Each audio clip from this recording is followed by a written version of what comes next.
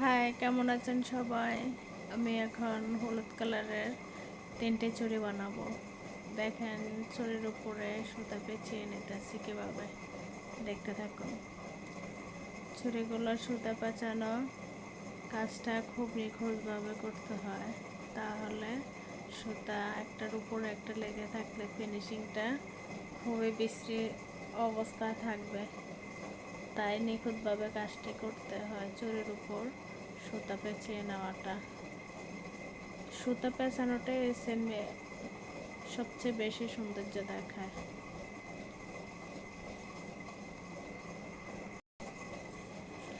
আজকে আমি যে চুড়িগুলো দেখাচ্ছি আপনাদেরকে, এগুলো সম্পূর্ণ কাস্টমার ডিজাইন ছিল। এগুলো একটা আপু নিয়েছিল কাস্টমাইজ করে, সে আমাকে রেফারেন্স পিক দিয়েছিল, ডিজাইন সেম ছিল, কালার কাস্টমাইজ করে নিয়েছিল। এগুলো উনি আমার একটা ফেসবুক পেজ আছে ছড়িঘর, ওই পেজ থেকে ভিজিট করে তারপর উনি রেফারেন্স ছবি তুলে আমাকে ইনবক্স করে এই ছড়িগুলো বানিয়ে দেওয়ার জন্য। একটা হলুদ অনুষ্ঠানে পড়বে,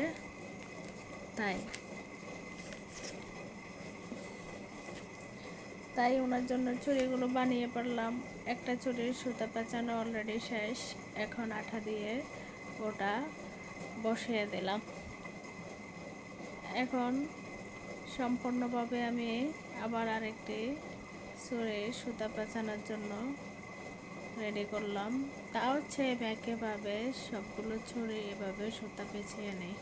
আমি আগে আরেকটা ভিডিওতে আপনাদেরকে দেখাবো ছুরির উপরে কিভাবে কেচি বা কোনো একটু ধারালো ছুরি দিয়ে একটু ছুরিগুলোকে ঘষিয়ে নিলে তাহলে ফিনিশিংটা খুবই সুন্দর আসবে, উঁচু নিচু দেখা যাবে না, আর একটু ধারালো থাকে ছুরিগুলো, একটু কেমন। এজন্য আজকে আমি সেম তিনটা ছুরি সেম একই কালারের বানাবো। তারপর আমার যে স্টোনগুলো আছে বা কুন্দন, এগুলো বসিয়ে নেব। এই যে আমি আরেকটা ছুরি মোটা, এই ছুরিগুলার আরেকটা কাজ হলো কি, যদি আপনারা ছুরির মাঝামাঝি অবস্থায় যদি একটু আঠা বসিয়ে দেন, আমি বসাই নেই, আমি আমার মতো করে আমি ছুরি বানাইতে পারি। আমার ছুরির সুতাগুলো ফিনিশিং অনেক সুন্দর হয়।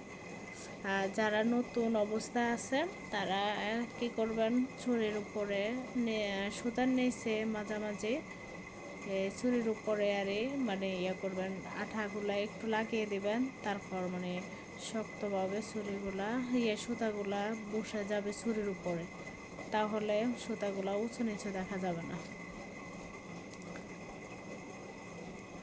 আমার খুবই ভালো লাগে ছুরিগুলা যখন শেষ পর্যায়ে বানিয়ে ফেলি, শেষের দিকে অনেক সুন্দর দেখাচ্ছে ছুরিগুলা, খুবই সুন্দর একটা গর্জিয়াস লুক আসে। আপনারা দেখতে থাকুন শেষ পর্যন্ত ভিডিওটি। সেম ছুরি, তিনটা ছুরি সেম কালারের সেম একই ডিজাইনের ছুরি। এই তো এই ছুরিটার সুতা বসানো কাজ শেষ। এখন আমি আঠা দিয়ে ছুরিটার মধ্যে আটকে নেব, তারপর আমি ছুরির উপরে স্টোন বসিয়ে দেব। এই যে শেষ। এখন আমি এই যে হাতে দিয়ে দেখাবো আপনাদেরকে, দেখেন অনেক সুন্দর হয়েছে চুড়িগুলা। তারপর এখন চুড়ির উপরে কাজ করব আমি। আগে চুড়ির উপরে আঠা বসিয়ে তারপর চুড়িতে কুন্দন বসাবো। এই যে আঠাগুলা লাগানো কাজ চলছে, এখন আঠাগুলো লাগিয়ে নেব। দেখেন, যদি আপনারা আঠাগুলো মানে একটু আগে লাগিয়ে রাখি, 20 সেকেন্ড পর্যন্ত রেখে দিই, একটু মানে শক্ত হয়ে আসে, তখন কুন্দনগুলো বসাইতে অনেক সুবিধা হয়। আমি হাত দিয়ে কুন্দন বসাই, অনেকে পিন দিয়ে বসায়, আমি হাত দিয়ে বসাইলে আমার কাছে ভালো লাগে, মানে বসানোটা সুন্দর হয়।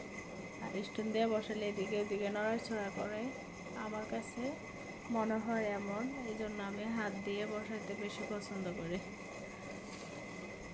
আমার ভিডিওটি যদি আপনাদের কাছে ভালো লাগে, একটা লাইক, একটা শেয়ার, একটা কমেন্ট করবেন, সাথে সাবস্ক্রাইব করবেন।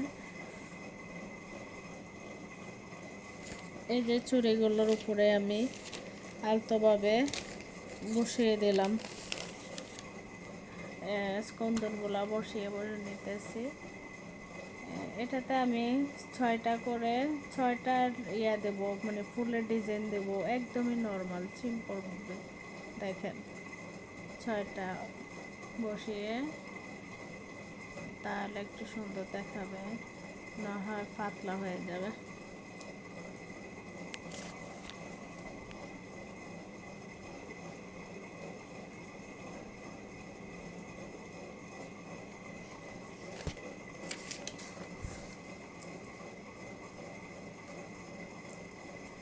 এই যে বসা দেখেন আপনারা, চুলের কুন্দনগুলা বসাইতেছে কিভাবে।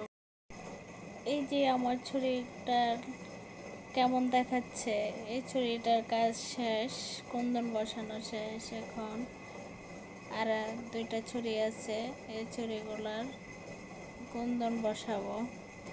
চাইলে আপনারা কুন্দন না বসিয়ে আরও বিভিন্ন ধরনের স্টোন আছে, পুঁতি আছে, এইগুলি বসাতে পারেন। আমার কাছে এগুলি আছে, এগুলি দেখতে বেশি সৌন্দর্য লাগে। আর কুন্দনের তো একটু দাম বেশি, দামি জিনিস এন্ন দেখতে একটু বেশি সুন্দর, ঠিক আছে। আর এগুলি উনি দিছিল অন্য একটা স্টোনের মধ্যে দিছিল।